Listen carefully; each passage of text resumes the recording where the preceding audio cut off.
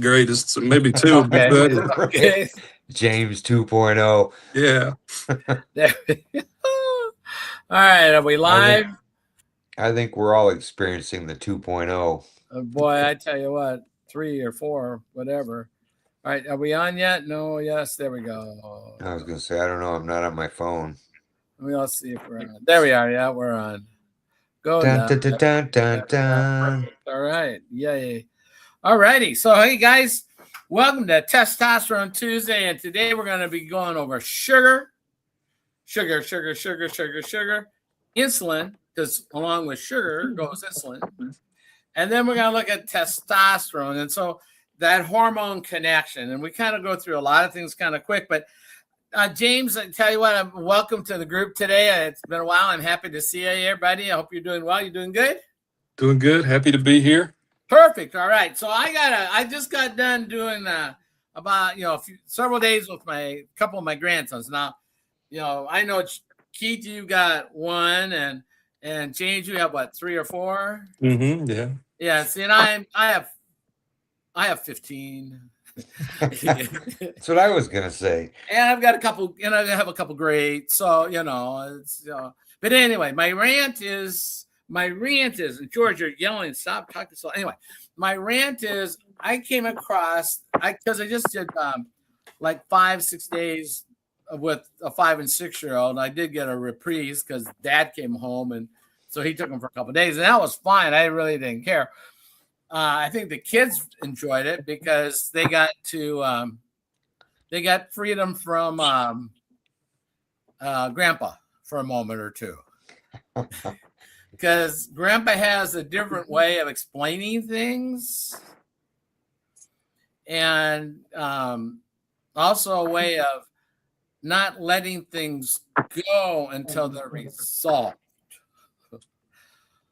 and with mutual understanding.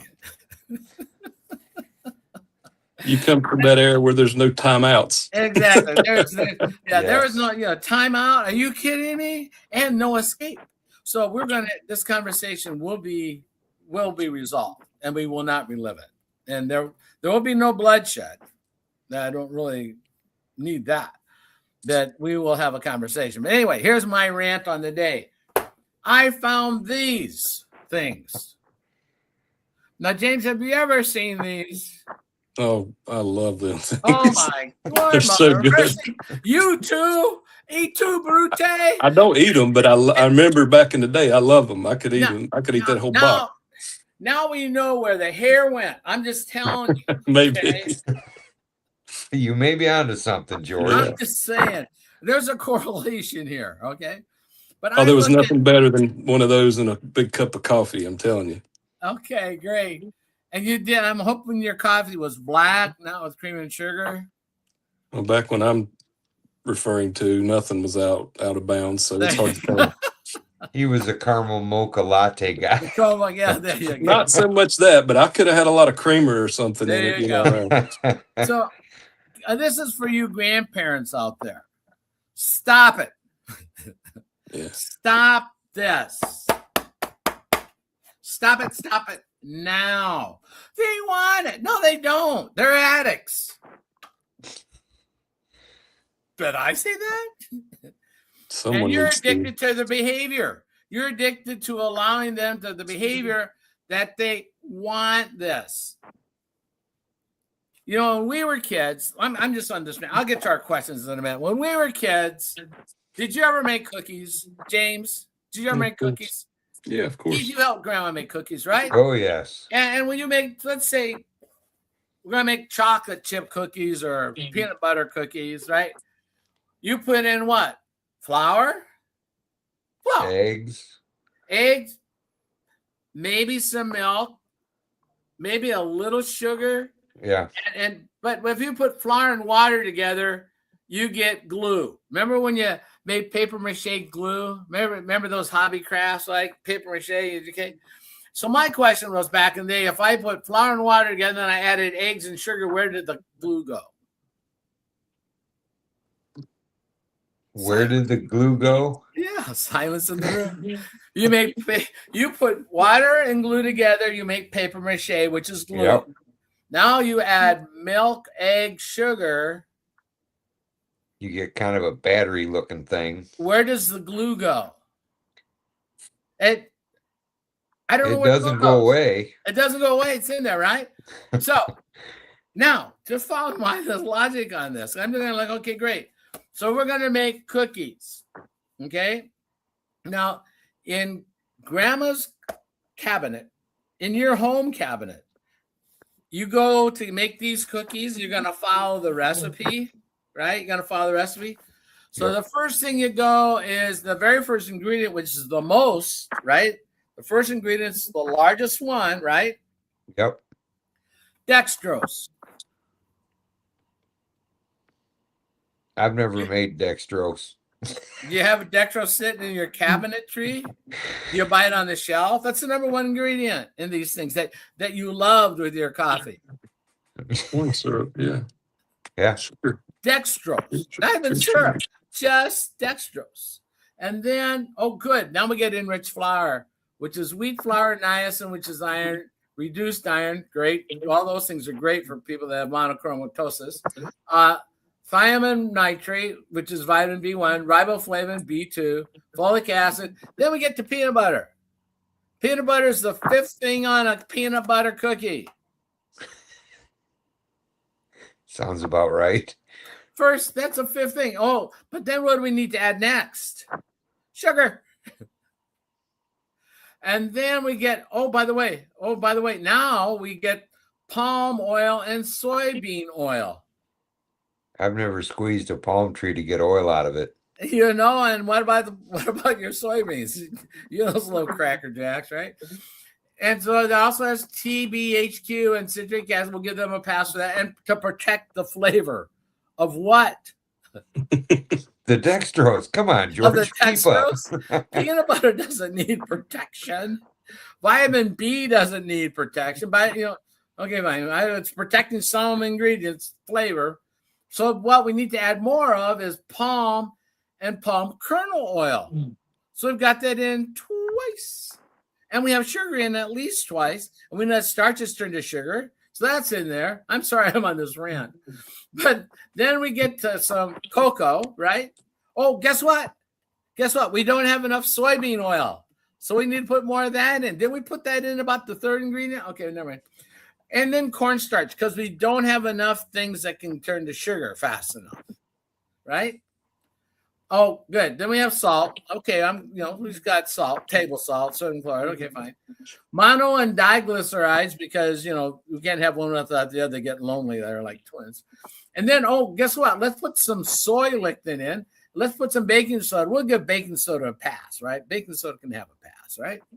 Citric acid, again, artificial flavor, because we can't do the natural flavor or whatever it was to protect the other flavors. And now we need to put some artificial flavor in so that it tastes like a chocolate bar of some kind, because cocoa's way down here. And then there's some let's put some soy flour in. There wasn't enough originally, I guess. And then some dried eggs. And that, just so you know, is bioengineered. Yeah, think? It says right there, bioengineered by the McGee Foods Company. James, I don't know. You know, are they a chemical company, or an egg company? I'd like to know what the background is, but that's a nutty buddy.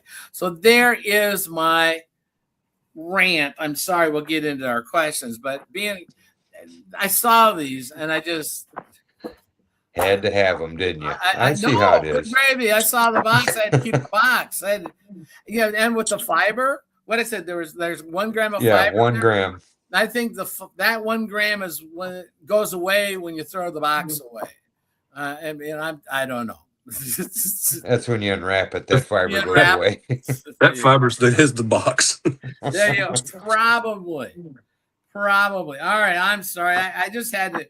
I was just. Oh my gosh. All right. Sugar. Tell me what you know about sugar, Keith. Where are you at with sugar? What's going on with sugar? Sugar does nothing but destroy. And what do you mean by that? Everything it touches, it damages. I mean, it's like salt up north, George. Salt to your car. Yep. Your body is so salt or sugar is so aggressively attacking your body, and you don't even realize it. You really don't. It doesn't. A little sugar is like a little salt. It goes a long way on your car. Sugar goes a long way in your body. Yeah, and James, you know about how much sugar we need in our body?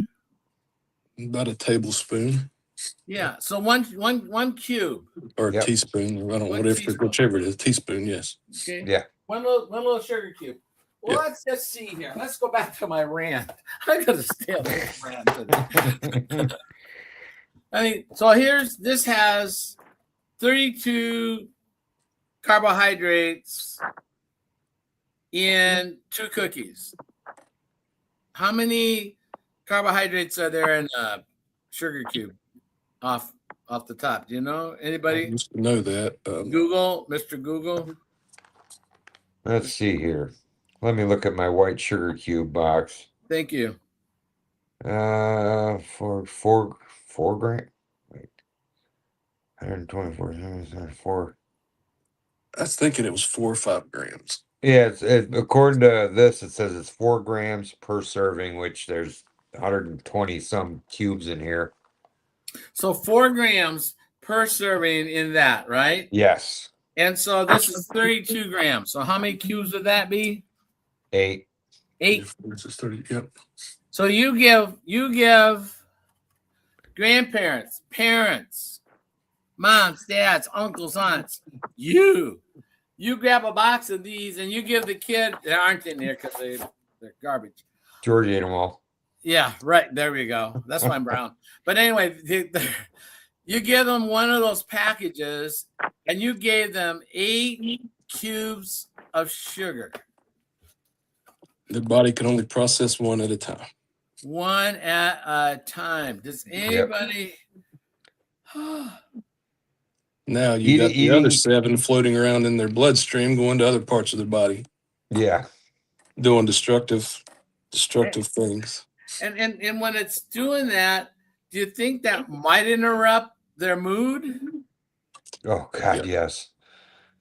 You go from that sugar high to that sugar low in the matter of an hour, and you go from hungry to hangry in a real hurry.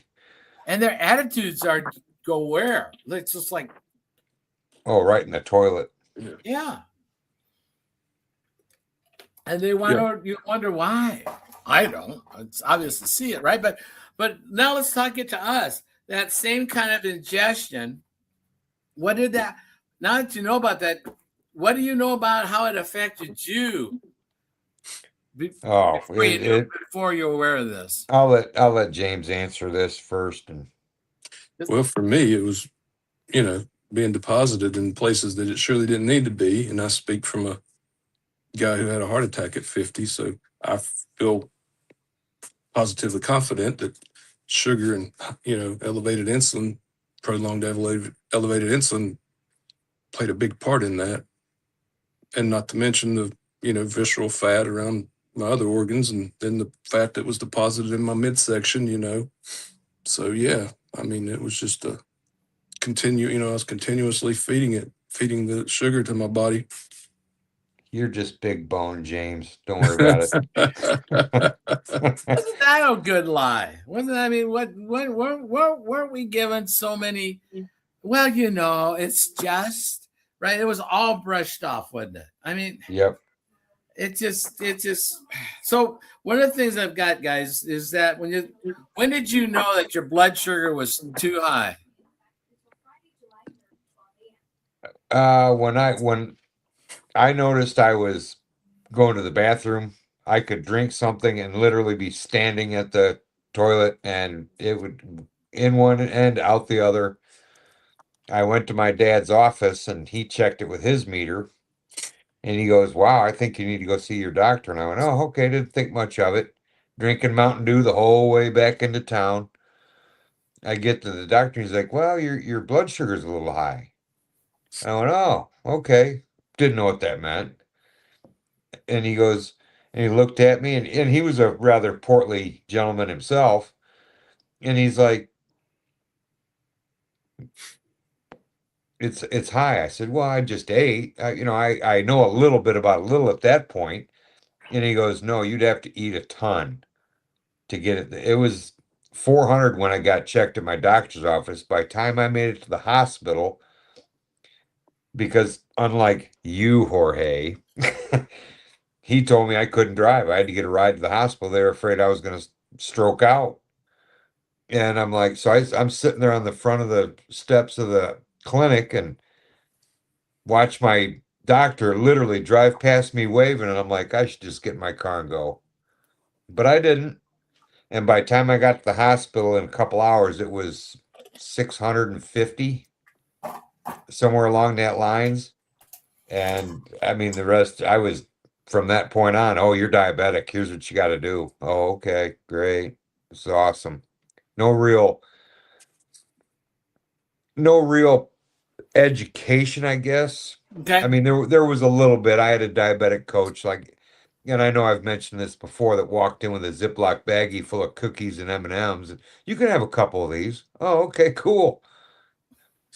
I mean, that was really about it. And she, did the little scale or the cross with what each box meant, but never really went into depth on what all, none of the side effects, none of the complications. I mean, that information was just not there. So Sure. I left. I feel I almost left dumber than I went in. Dumber than when you came in. James, your story in the sugar mix of hormones wasn't that you were down necessarily, you weren't down a diabetic path, correct? No, not at all. But yours was such that your glycation involved the heart. Yes. And I had the brain fog. I had the lack of energy. I had all that visceral fat going where it shouldn't be going. Nobody ever talked to me about diet. And once I did have the heart attack, the talk was that, stay away from red meat and fats and all the things that I've learned are actually good for me. But nobody ever said stay away from the seed oils and all the sugar and, all the things that were killing me. So to this day, no one, as far as medically, has ever talked to me about my diet. right. Yeah. I had a realization, an epiphany on this topic on medical professionals. Love medical professionals. My dad was a doctor. I have a brother that's a doctor, a niece, and all that. That's not the thing. But I remember, now my father followed me. My father was an OBGYN. Okay. And he was an incredible surgeon. I mean, I got, when I was in the 5th grade, 6th grade, 7th, I got to go to surgery. My 5th grade demonstration speech was how to perform an appendectomy, a tonsillectomy. I mean, I literally, I watched my father do multiple C-sections, emergency stuff. So this is all stuff I know. But the thing is that what kind of pivoted me the other day, looking at this, was really the whole thing that when I was in school, when I was in high school, I was studying exercise physiology, anatomy physiology, chemistry, and back in the day we had DNA. The Watson Crick had just come out with the oxyribonucleic acid and that, and chemistry had just come out with the Bohr atom. Now this is in the 60s, okay? And I thought I got this nailed. I got a dad that's a doctor, a mom that's a nurse. I'm going to ace this.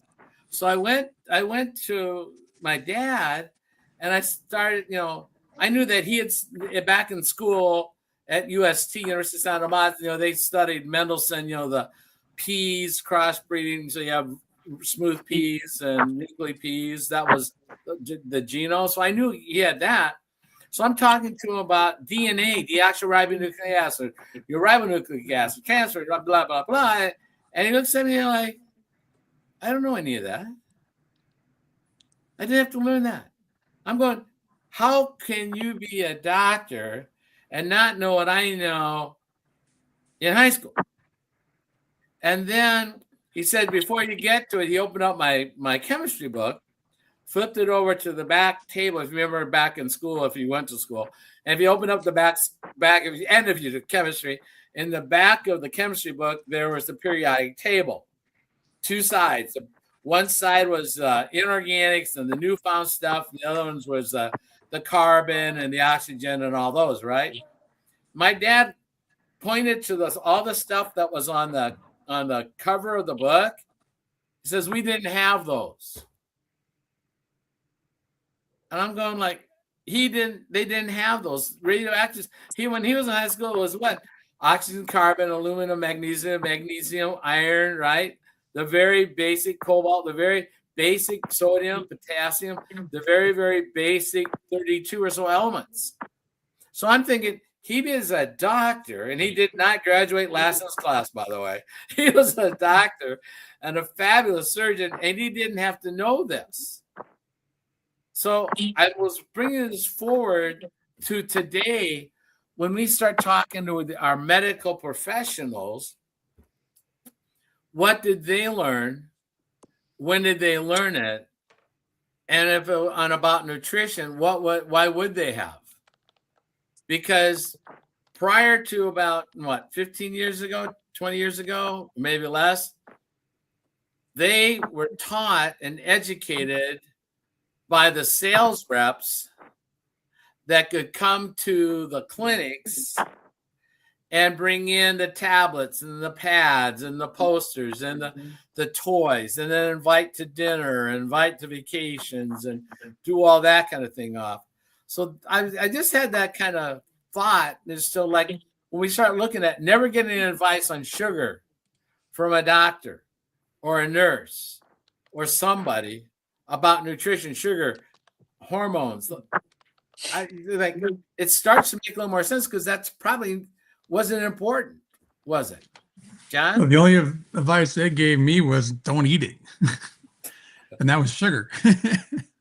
So, yeah, I don't know what else to say besides that. I mean, I spent how many years dealing with type 2, dealing with metabolic dysfunction, and all I was ever told was cut back on your sugar, not knowing that your carbohydrates spiked your glucose, did all that.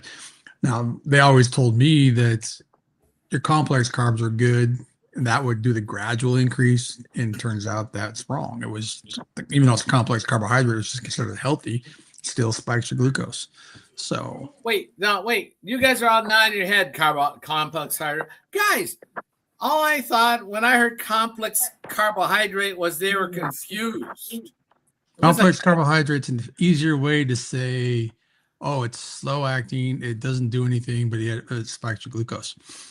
It's a starch as opposed to just sugar? Yeah, it's still a starch. I mean, either way. I mean, it help me, spikes your glucose. Keith, save me on this one. Maybe we got the encyclopedia. The complex carbs supposedly react slower. Oh. So you get less, you still get the sugar spike, but it's a less ramp up versus straight up and straight down. So if I eat it with chopsticks, it's slower than if I eat it with a fork? Yeah, sure. Sure. Well, back whenever I was, heavy into sports and all the things that I was doing, I mean, that's all they ever preached to was complex carbs and amino acids, to feed yourself to that was, making you athletic or helping your body to strengthen. That was just the old school way of thinking, Wow. Okay. So see, when I was coaching, again, this was 70s, right? 70s and 80s, early and mid 80s at the level that I was coaching. Before what did we give them the night before competition? Carbs, plates of pasta. And what did we give them the morning of competition? French toast, pancakes. Holy cannoli. Is that like misskewed? It's almost the exact opposite. of what we should be doing. Yeah. Yeah, that's yeah. It is the exact opposite of what we should be doing. But people argue the fact that if you just burn it off, you'll be fine. And in our reality, I can see how that works on paper, but when it comes down to body physiology, it don't work. Right. Well, let me ask you this. Let's take it from us. Keep it in sports. What would they feed a Kentucky Derby horse other than steroids before a race? Are they going to load them up on sugar? No, oats. No. Yeah, oats. So sugar, so they have, because they're going to burn for about 2 minutes, right? Minute and a half, 2 minutes. So they need fast running, right? They need fast burning sugar. They're not going to be a marathon runner running on stores, right? Yeah, that's one way to look at it, George. Take a world-class sprinter versus a marathon runner. Which one's more muscular? The world-class sprinter is. Look at those. Look at a guy that runs a 9 something or an 8-9 something.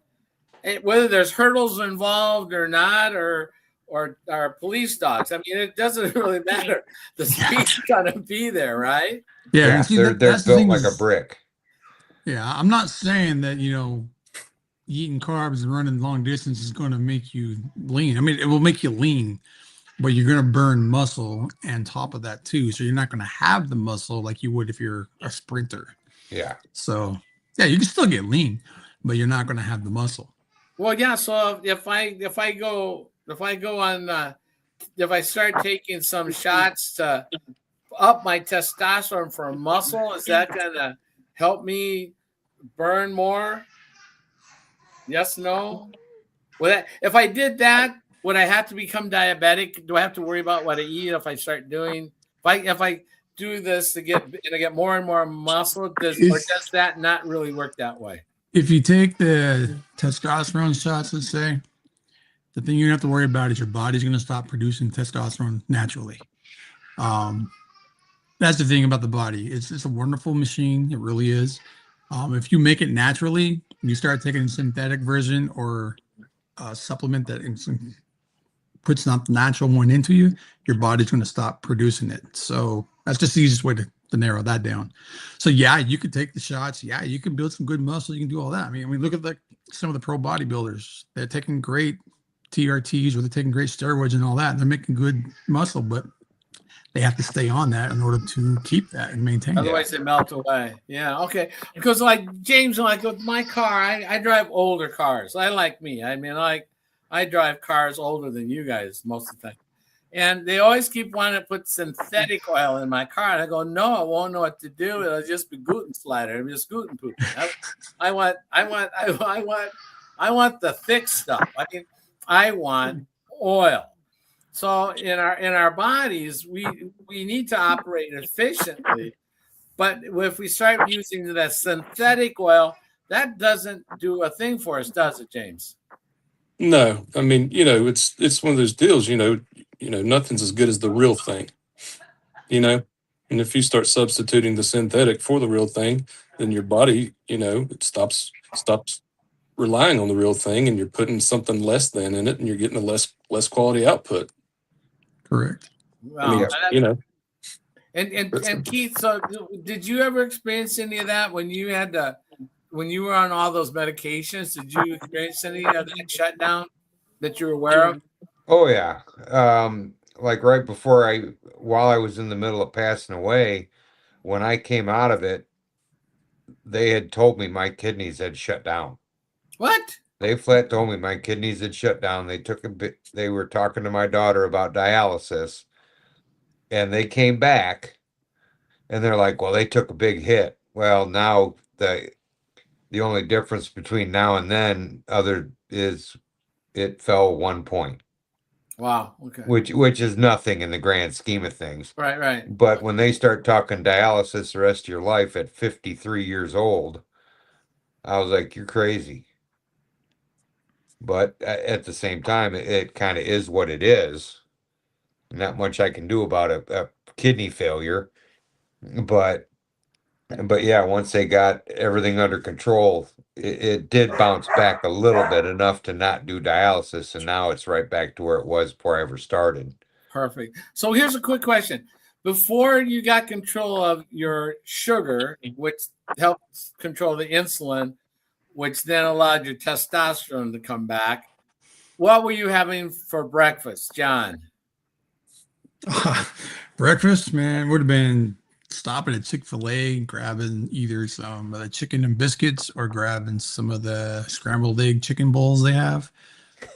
So, I don't know. I'm asking. Yeah, that's what I'm saying. That's one of the two.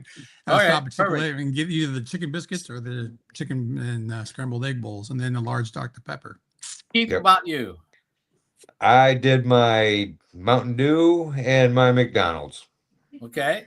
And what was your McDonald's? I always had a sausage egg biscuit or muffin, and I would have 2 hash brown. I did almost the same breakfast every morning for probably 7 years. All right. And I mean, I slowly changed it to just a sausage muffin or a sausage biscuit. Good. Awesome. You know, I can cut out the egg. Why would you want that? Right. Why have protein? James, what was your typical breakfast before you get on the roll? Well, 5 days a week, the work days, Monday through Friday, I would go into the office, and we had a little cafeteria downstairs, and I would go down there and get a large coffee, and they made these huge chocolate chip cookies, and they would be piping hot, fresh in the morning. That was my breakfast every morning. That's how I started my morning. 6:30, 7 o'clock in the morning was a large coffee loaded with sugar and one of those big chocolate chip cookies. And I did that every day in and day out, up until and including the day I had my heart attack. Well, buddy. So you were actually starting breakfast when you got out of your car because your nose was already going, right? I was loading my body up with God only knows how many grams of sugar every morning, first thing. Yeah. And then what snacks did you have after that, James? So for lunch, what did you have for any snacks for lunch? Oh yeah, I went out for lunch every day. Usually, some engineering firm, would want me to go out for, kind of a lunch meeting. So we would go have lunch every day. Yep. That would be who knows what. It could be pizza, pasta, Subway. I mean, nothing good, but it was somewhere different all the time. And Keith, what about your lunch then? What was that like? I usually hanging out at my buddy's shop, I would get people were always coming in with cookies, pastries, donuts. And when do you have to be hungry to eat a donut? Problem is, I would eat 2 or 3 or 4, depending on what they were, and then you followed up a couple hours later with a handful of peanuts or some chips or some salsa. And it was like that. I mean, it got so bad, George. I had candy bars there was a shop fridge, one of them smaller ones, and I had all kinds of different candy and stuff in the freezer, and that was bad. But I never really ate a traditional lunch. Okay. I just ate everything around it. You grazed through the day, right? And John, what was your lunch like then? It depends on what I was doing. Like, the easiest way to put it is if I was at the office, we call it the jelly office. So if I was at the office, we'd eat whatever was approved by the registered dietitian, which, is not healthy at all. Now, if we're out of the office because we're doing, prison transports or mental warrants or just court or whatever, we swung through whatever fast food place we can get at the drive-through. Closest one, and it didn't matter which one because the good majority of them gave it to you for free because you're wearing a uniform. So, yeah. So you think about it, heavily refined processed carbs were my lunch no matter what I was doing.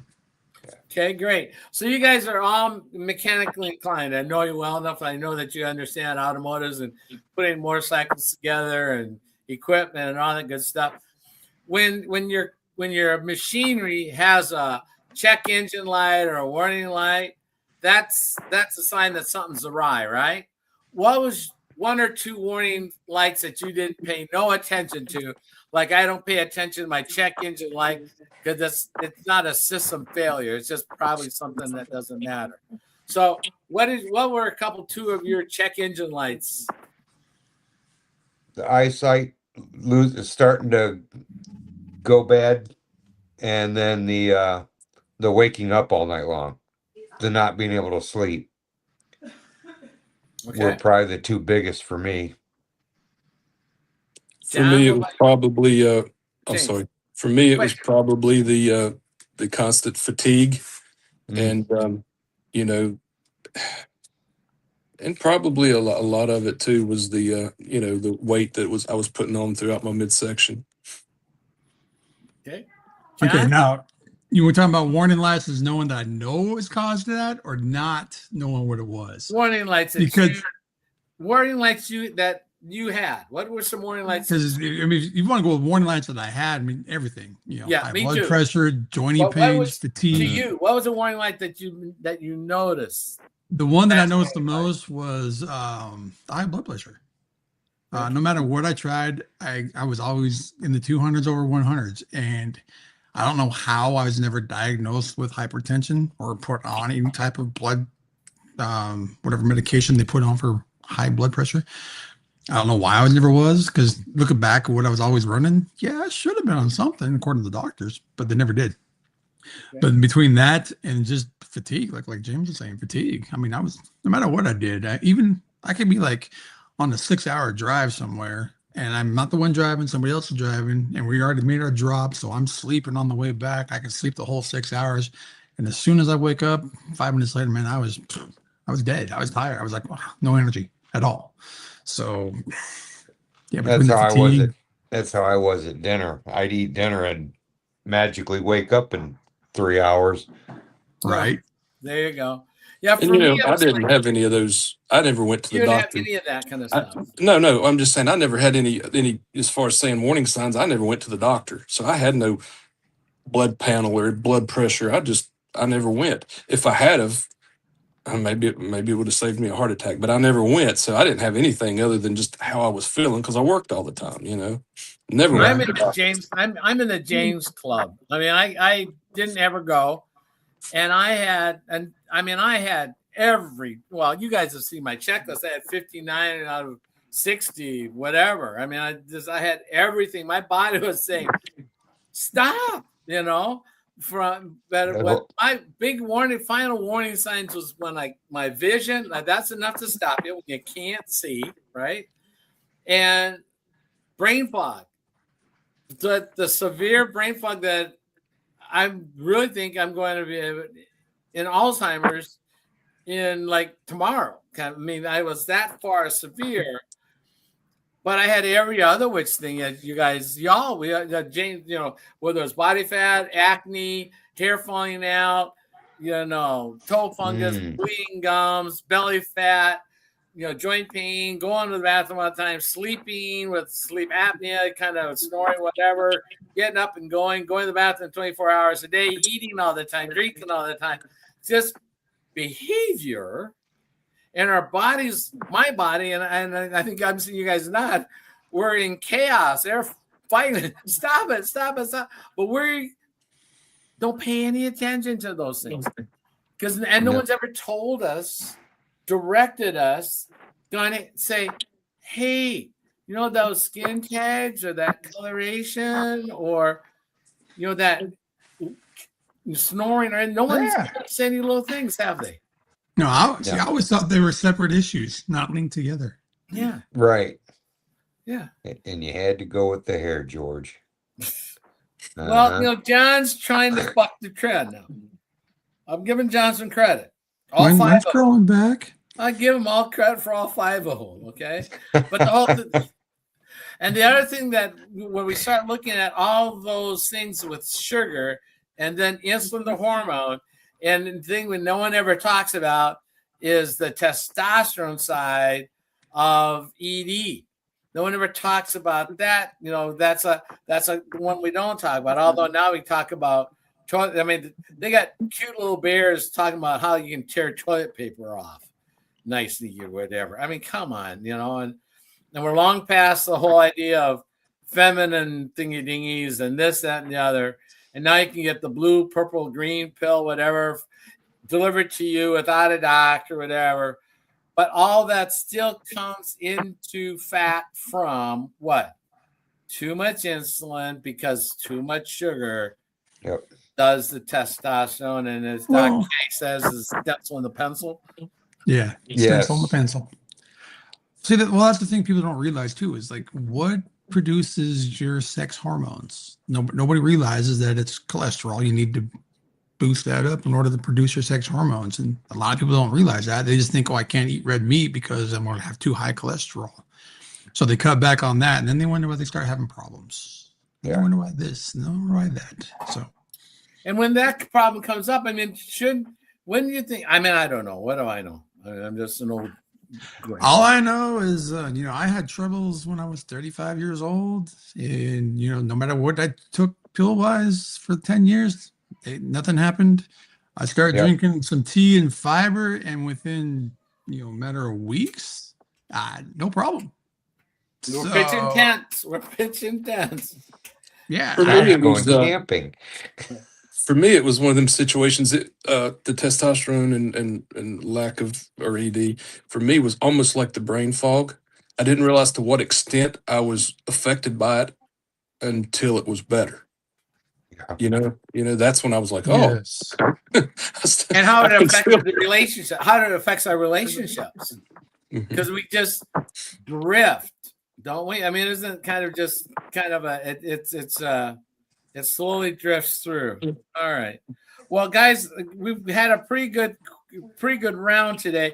What are a couple things that you'd like to let people know about how you guys have resolved this battle between sugar and insulin?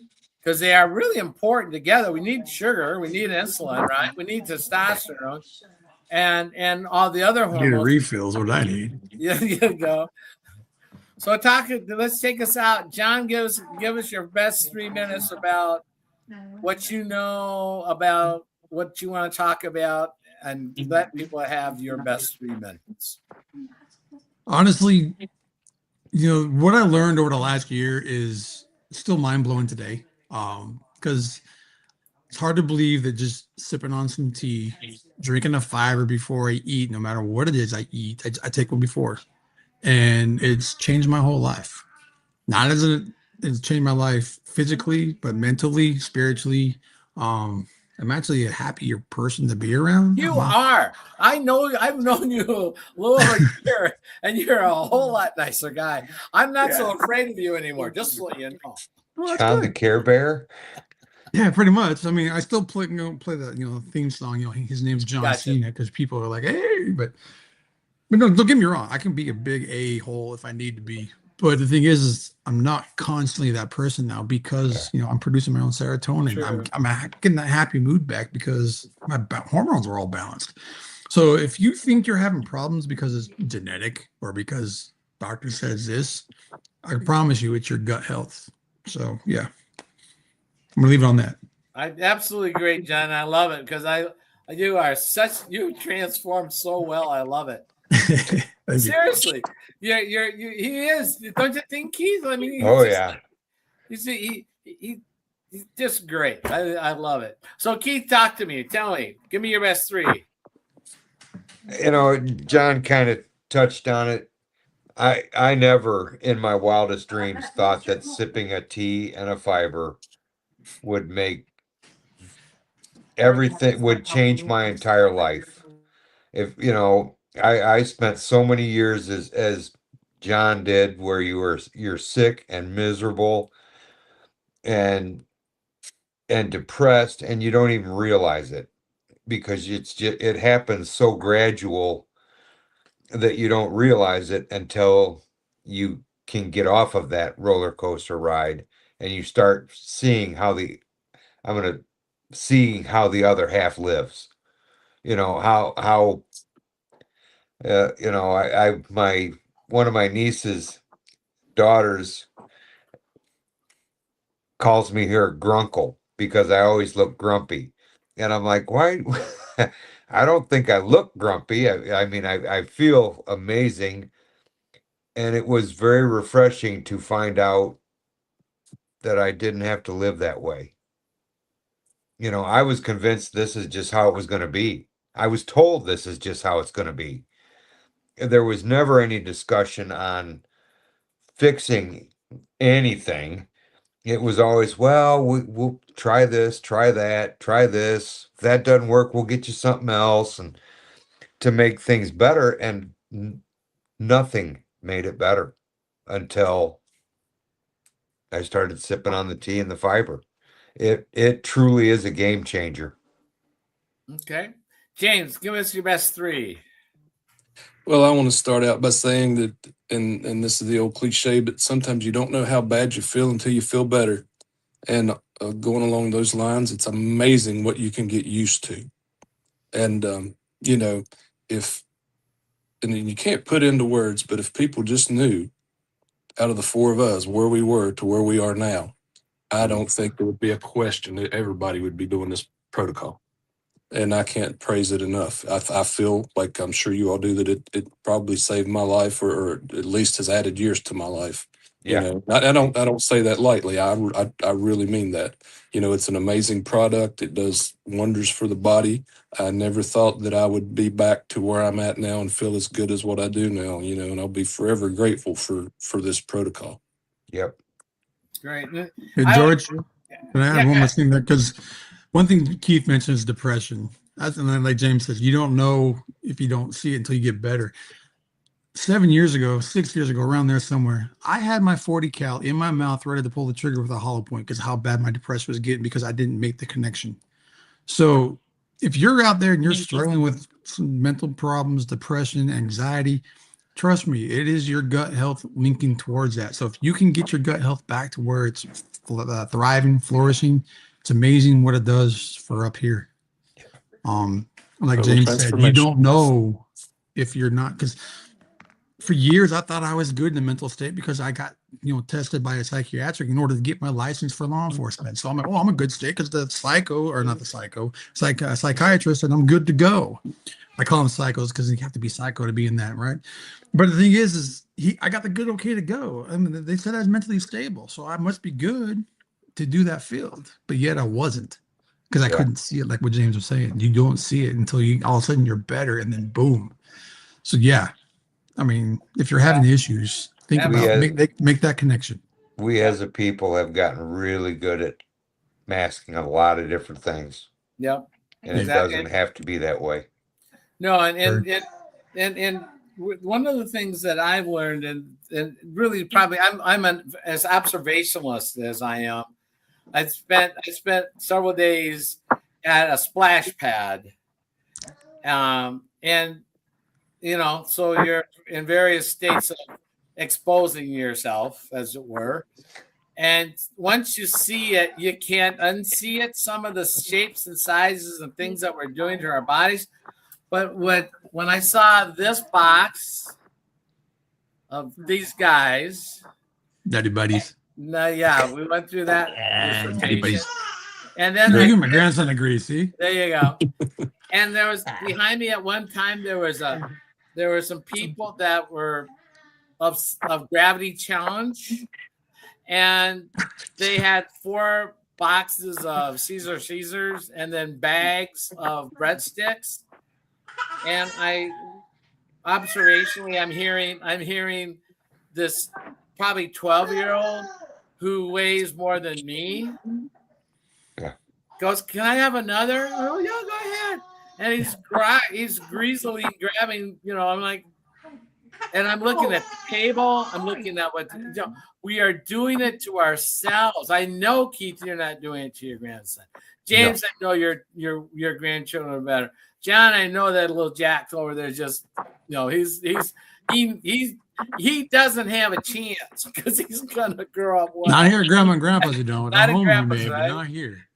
And that's kind of the same way it was here. I mean, at the end of the day, we are here because we've survived. Every one of us here, literally, every one of us have survived the test. That our health trajectories are in the right direction, and we want to share and get you to at least stop. We want to interrupt your pattern before you get to where we were. Yeah. because we want you to be able to be with your grandkids or great grandkids. It's a joy, isn't it, guys? Just remember, Keith is a perfectionist. He actually did die and he came back. Yeah. He quit the other side. He says, I'll be back. I'll be right. I was minutes away from never getting to meet my grandson. Yeah. Keith, I'm glad you're here. Thank you. And none of us want to be the fat grandpa. I don't want to be the fat grandpa, the fat uncle. I don't want to be the dead one. I don't want to be the dead one. I want to be the one that has 5 generations. Real quick, 5 generations. When my grandpa died years ago, we were down in northern Arkansas at the funeral, and a lot of the men were stood up out front in a line, and every one of them looked the same, like they were 9 months pregnant. And it's like, gee, can't tell we're all related. No, not at all. Well, you bought. So are you telling me that it looked like you all bought your ties from the Curved Ties store? Yes. See, my grandfather, he actually passed from a heart attack at the hospital while they were filling his heart medication. He's waiting for them to fill it. And he was sitting right there, and he was literally at the hospital. And by the time he hit the floor from when he was already gone. Wow. So, yeah. We don't want any of this stuff to happen to you. I make jokes of it. I do. I know I make some brevity and levity of it. We all do. Otherwise, it's not funny, but we got to get it so you understand it and visualize it and feel it, because we are living the joy that we have found. But you got to have some humor, because if you don't have humor, you're not going to make that connection. You're not going to have the dopamine. You're not going to have all that stuff. Right. And you need that, because if you don't have that, you're not human. You're literally a walking zombie, because that's what I was for 25 years. Mm-hmm. So this was episode number 12. We'll be back with episode 13. I'll announce it. Lucky 13. I'll come up with number 13. That should be fun. It'll be after the 250th celebration. Let's hold that on a Friday. There you go. So anyway, that'd be fun. I'm gonna go on a 72-hour fast starting tomorrow, 12:30. I'm going to mass at noon, and I have the Eucharist by 12:30, and then I'm going to go fast until the Eucharist on Saturday. So it'll be my third 72-hour fast in about 3 weeks or about 4 weeks. So they're awesome, easy to George. do. I kind of enjoy it. It's kind of fun. Yeah, exactly. But guys, I love you. I really do. I think it's so much fun. And I'll see you. And James, prayers for mom and dad there. We appreciate it. We need all the prayers we can get right now. All right. Yep. Yeah, prayers coming, brother. All right. Yes, Love you. indeed. All right. Bye, guys. All right. Bye, See you guys. guys.